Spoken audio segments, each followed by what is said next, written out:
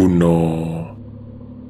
Hace tiempo conocí tu canal por medio de una historia del autobús fantasma y da la casualidad de que una compañera del trabajo también te escucha. Ella junto con su marido laboran con un servidor en una fábrica textil de Salvatierra y me confiaron una de las tantas anécdotas que guardan de sus experiencias de viaje y con su consentimiento te la comparto. Soy de la comunidad de Urireo en el estado de Guanajuato. Por lo regular escucho historias de terror y misterio con mi esposo mientras trabajamos, aunque a veces me da algo de miedo. A nosotros nos gusta mucho viajar recorriendo pueblos mágicos o lugares turísticos del país. Por lo mismo recorremos muchas carreteras, principalmente en autobús. En una ocasión, precisamente en el año 2019, salimos en un viaje de turismo rumbo a Veracruz. Salimos cerca de las 9, por lo cual tendríamos que hacer parte del camino de noche para llegar al otro día de madrugada. Hay que mencionar que una parte del viaje consistía en pasar a la Basílica de Guadalupe para después partir a nuestro destino. Todo transcurrió de lo más normal hasta que llegamos al tramo que conecta Puebla con Córdoba. Para ese entonces ya se estaba oscureciendo y la noche se empezó a tornar misteriosa. Llegamos a un tramo mejor conocido como las Cumbres de Maltrata, donde hay curvas bastante pronunciadas por las cuales un mal manejo podría ocasionar un fatal accidente. Veníamos bajando el monte, entonces se me ocurrió mirar hacia la parte de la pista que había quedado atrás y arriba, donde se miraba que venían bajando varios vehículos. De todos ellos, hubo uno que me llamó la atención. Era un autobús el cual se miraba viejo y desgastado, pero se veía que bajaba un tanto rápido la carretera. Le comenté esto a mi esposo y solo atinó a decirme, ojalá no sea nada malo. Recosté mi cabeza en su hombro para intentar dormir un poco. Momentos después mi esposo me habló para decirme algo escalofriante. Amor, mira, parece que ese autobús no trae chofer. Nosotros viajábamos en los asientos que se encuentran justo detrás del conductor. Mientras yo descansaba, mi esposo estuvo platicando con el chofer en turno. Este solo le dijo que no había problema y que intentara quedarse calmado. De repente empezó a oler a humo, pero no había nada dentro de nuestra unidad que lo estuviera causando. El conductor comenzó a bajar la velocidad, se veía nervioso, el ambiente rápidamente se tornó escalofriante. Los faros empezaron a fallar, luego pareció como si alguien golpeara dentro del maletero. El autobús empezó a tambalearse como si fuéramos por un camino de terracería, además de que las ventanas, todas, se empañaron como si hiciera mucho frío. A pesar de que mi esposo y yo éramos los únicos despiertos, lo que sucedió levantó y llamó la atención de los demás pasajeros. En ese momento el olor a humo se hizo más notorio y entonces pasó lo impensable. Aquel autobús, el cual mi esposo dijo que no tenía chofer, por fin nos alcanzó. Pasó a un lado de nosotros con el freno de motor a tope. El camión en el que viajábamos se quedó atrás mientras que aquel vehículo se fue alejando más y más hasta que en un punto miramos que entró en una rampa de frenado y de pronto desapareció. Quisiera decir que después todo volvió a la normalidad, pero a pesar de que el peligro desapareció, todos nos quedamos turbados. Nuestro chofer no hizo por detenerse a pesar de que varios de nosotros le pedimos que nos dejara ayudar a los accidentados. Así pasó un aproximado de 1 hora hasta que por fin nos detuvimos en una estación de servicio a la orilla de la carretera. El chofer, un poco nervioso, se quedó sentado en una banca fuera de la tienda, fumando un cigarrillo y con la mirada al piso. Mi esposo y yo nos acercamos para ofrecerle un refresco y este con gusto lo recibió. Nos sentamos a platicar con ambos conductores y nos revelaron algo siniestro y desafortunado. Resulta que años atrás, en el 2006 para ser exactos, un autobús de turismo que regresaba de Guadalajara a Veracruz sufrió un fatal accidente en esa carretera donde perdieron la vida más de 50 personas.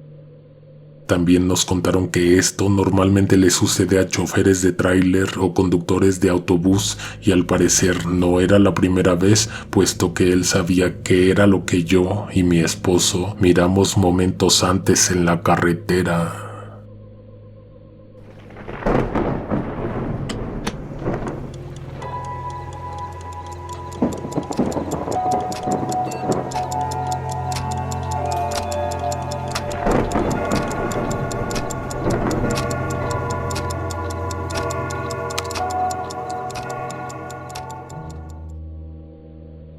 Dos. Hola conejo negro, te escucho desde Antofagasta, una ciudad al norte de Chile. Nunca me pierdo un video, me encanta tu canal y tu forma de relatar las historias. Quiero compartir una experiencia real ocurrida a varios integrantes de mi familia, quienes a su vez las compartieron conmigo.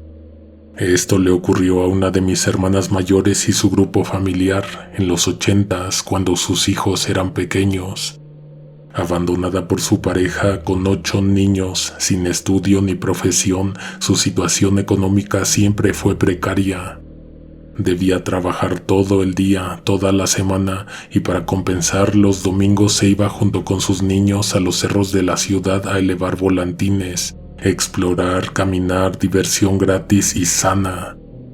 Fue en uno de estos paseos que sucedió la experiencia más aterradora que recuerdan. El día fue tranquilo y normal, salieron temprano al cerro, corrieron, jugaron, elevaron volantines, luego almorzaron sándwiches, huevos cocidos y jugo. Por la tarde decidieron explorar las pequeñas cuevas que suelen encontrarse en el sector. Estaba nublado, así que comenzó a oscurecer temprano. El aire estaba más frío de lo habitual y algo anunciaba en el ambiente que no andaban las cosas bien. El grito de alerta de uno de mis sobrinos los puso en guardia a todos. Fuera de una caverna había restos esparcidos en el suelo que denotaban actividad oscura y poco convencional. Restos de hogueras, huesos y cadáveres de animales, y lo que quedaba de velas encendidas. Los niños querían entrar a la cueva, pero a mi hermana le dio un mal presentimiento y los hizo detenerse y regresar, pues ya era hora de irse de ese lugar y volver a casa. En ese punto comenzó lo aterrador, nada más volverse y echar a andar cerro abajo, oscureció completamente en cuestión de minutos. Fue como si un espeso manto de oscuridad hubiera bajado del cerro y lo estuviera cubriendo todo. Asustados porque detrás de ellos no se podía ver absolutamente nada, al unísono empezaron a correr hacia las luces de la urbanización más cercana. Mientras sentían como algo que no podían ver pero que sospechaban enorme y siniestro, les venía pisando literalmente los talones. Héctor, uno de los mayores que venía cerrando la fila, dice que se le erizaron los pelos de la nuca al sentir esa presencia detrás, aunque invisible, amenazante como un depredador. Casi sin aliento llegaron a cobijarse bajo la luz del farol más cercano y se desplomaron ahí para recuperarse. Mi hermana dice que todos voltearon hacia atrás y era impresionante ver cómo la oscuridad se había tragado todo. Densa e impenetrable, casi parecía una cosa viva, acechante, esperando justo ahí donde terminaba el rayo de luz. Piensan que lo que sea que moraba en esa cueva y a quien eran dedicados esos ritos, cuyos restos ellos encontraron, salió a darles caza salvándose por apenas. Nunca más sus paseos familiares al cerro se prolongaron más allá del mediodía, y con el paso de los años y el crecimiento de los niños, la costumbre se fue olvidando hasta dejarla del todo.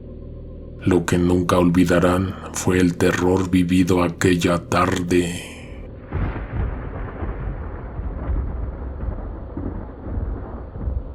Tres. Hola, soy yo, Mirna. Me da mucho gusto poder volver a escribirles. En esta ocasión les ofrezco una experiencia de cuando era niña. Corría la década de los 90, entonces tenía aproximadamente 6 o 7 años de edad. Era un día sábado y el clima estaba agradable, así que mi mamá se organizó para llevarnos a mis hermanos y a mí a dar un pequeño paseo. Vivo en una colonia del municipio de Los Reyes La Paz en el Estado de México. Cerca de aquí hay un pueblo llamado San Sebastián Chimalpa, el cual tiene un panteón al lado de una iglesia que data del siglo XVI. Pasando esta iglesia rumbo al cerro, recuerdo que pasamos cerca de un tiradero y luego llegamos hasta unas minas donde había grandes montones de arena. Nos divertíamos subiendo a la montaña y bajábamos como si fuera una resbaladilla. Éramos niños y muchas veces como tales no medíamos el peligro. Tal vez no teníamos lujos, pero mi mamá siempre se las ingeniaba para que pudiéramos pasar un buen rato. Ese día, al momento de regresar a casa, volvimos a pasar por un panteón que tenía las bardas descuidadas y tumbas que excedían el límite del terreno. De hecho, al lugar le faltaba una barda. Recuerdo que en el camino iba cortando flores para formar un pequeño ramo. Al pasar por el panteón me encontré con que había una tumba que estaba a las afueras. Se veía muy descuidada. Sentí feo al ver eso, pues no tenía el nombre del difunto, solo una cruz de metal despintada. Me agaché a dejarle el ramito que había formado. Al momento de ponerme de rodillas, sentí como si algo me estuviera atrayendo al suelo. Mi mamá solo me detuvo del brazo y me jaló hacia ella. Me regañó diciéndome que no hiciera eso, que tuviera más respeto, pero yo, la verdad es que no lo había hecho con malicia. Luego de un rato de camino llegamos a la casa. Primero empecé a sentirme como si tuviera algo pesado en la espalda. Yo no dije nada, además de que no le di importancia porque pensé que era el cansancio. Esa noche, cuando mi mamá me iba a bañar, nos dimos cuenta que en el pie izquierdo tenía unos moretones que formaban una imagen. Inexplicablemente parecía la cara como de un anciano. Mi madre se sorprendió mucho y me preguntó si no me había golpeado, pero yo sabía bien que no. Pasaron los días y yo me sentía distinta. Caminaba, pero no sentía que pisara el suelo. No tenía hambre y si comía algo no le encontraba sabor a las cosas. Tenía mucho sueño, me sentía sin fuerzas. Me llevaron al médico y solo me dieron vitaminas. A mi madre le dijeron que no se preocupara, pues los moretones desaparecerían solos. Ya habían pasado casi 2 semanas de que visitamos el panteón y mi mamá ya no sabía qué hacer. Con el paso del tiempo no había mejoría y los moretones seguían ahí.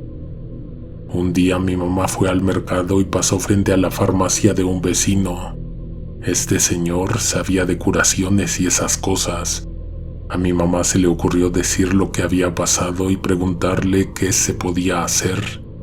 El señor me dijo que yo no mejoraba porque el muerto me estaba llevando con él, que por eso se me había dibujado ese rostro en el pie, que debían de hacerme una limpia para que yo regresara.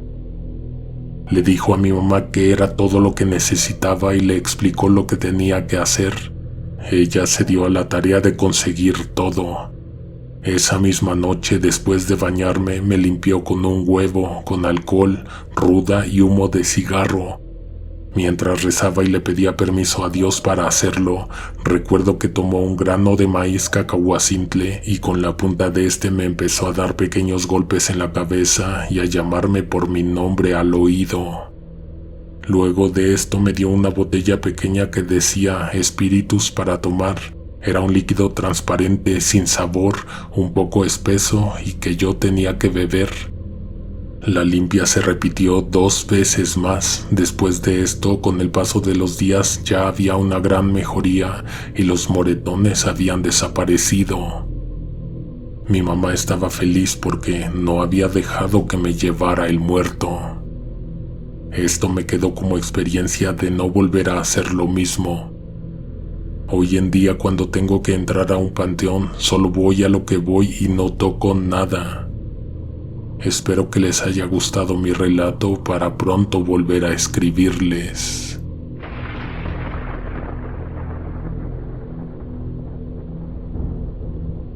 Buenas noches, hoy te escribo para compartirte una experiencia anónima. Trabajo en un hospital de la Ciudad de México, siempre he laborado en el sector salud, me gusta el ambiente. Al día de hoy he visto y escuchado muchas cosas, pero ahora les contaré algo que yo misma experimenté como paciente en una clínica del IMSS. Tenía 21 años de edad. En ese entonces pasaba por un episodio severo de depresión, a eso se le sumaron los episodios de insomnio todas las noches. Para poder dormir me fueron recetados varios fármacos. Un día, cansada y harta, decidí hacer algo impulsivo. Tomé alrededor de 40 pastillas de varios frascos. Casi instantáneamente me empecé a sentir mareada y con la vista borrosa. No sé cuánto tiempo pasó, pero cuando por fin desperté, me encontraba en el hospital. Lo primero que noté fue que tenía colocada una sonda nasogástrica y que estaba mareada y con la vista aún borrosa. En ese momento estaba en observación. A lo lejos podía escuchar a mis padres hablando con los doctores. Por mi estado no pude entender muy bien lo que decían, solo recuerdo que mi madre entró para comunicarme que ella se quedaría conmigo en la sala de espera por si había alguna novedad. Cerré los ojos porque estaba muy cansada. Le puse atención a los ruidos comunes de un hospital hasta que cayó la noche. Entonces el bullicio se fue haciendo menos hasta que se convirtió en silencio. De vez en cuando despertaba para revisar mis alrededores y verificar qué tan borrosa seguía teniendo la visión. En esos momentos aún no podía mover los brazos ni las piernas. El área en donde me encontraba tenía otras camillas con pacientes. A mi izquierda estaba la entrada por la que se alcanzaba a ver una buena parte de un pasillo largo. Poco después de la medianoche, precisamente por esa entrada, apareció caminando una figura encorvada. La persona era alta, vestía de negro, ocultaba su cara, pero lo más extraño era que no se le veían los pies. La figura se detenía al pie de la camilla de cada paciente y los observaba por un largo rato. Intenté varias veces, pero yo seguía sin poder moverme. Lo único que pude hacer fue cerrar los ojos porque poco a poco me estaba invadiendo el pánico. Cuando los volví a abrir, vi que esta vez se dirigía hacia mí. No tuve de otra más que cerrarlos de nuevo. Apreté fuerte los párpados hasta que sentí un profundo y doloroso escalofrío. Esos minutos o tal vez segundos se me hicieron una eternidad. Cuando me atreví a volver a mirar, esa persona ya se encontraba con el paciente de mi derecha, el cual estaba intubado e inconsciente. La oscura figura se quedó más tiempo con ese paciente. Al agacharse a verlo, esta cosa se hinchaba, se hacía más grande. El horror que estaba sintiendo me impedía ponerle mucha atención. Mi única protección era cerrar los ojos. En cuanto lo hice, empecé a escuchar cómo en el monitor del paciente los signos vitales comenzaban a alterarse. En mi mente pedía a Dios que todo terminara. Así sucedió. De pronto escuché el alboroto de médicos y enfermeras tratando de salvar a aquel señor, pero no pudieron hacer nada. Al día siguiente el médico les dijo a mis padres que pronto podía irme a casa. Cuando me dieron de alta en el camino de vuelta nadie me dijo nada. Al llegar a casa mi padre se fue a descansar y mi mamá me llevó a un cuarto para que me recostara nuevamente. Temiendo que ella no me fuera a creer porque es muy religiosa, me dijo que probablemente había tenido un encuentro con la muerte, que seguramente había pasado a recoger el alma de aquellos que estaban listos para partir. Me aconsejó que pidiera perdón por lo que había hecho. Recuerdo que me abrazó y en ese momento sentí mucha tranquilidad. Actualmente tengo 35 años de edad y 2 maravillosos hijos. Esto que aquí les cuento es lo que me ocurrió como paciente. Tengo más historias que compartir, pero como empleada del hospital, espero en algún momento mandarlas.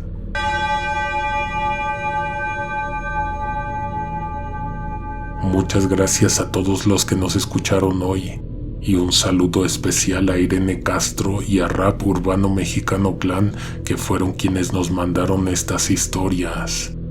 Nos escuchamos pronto.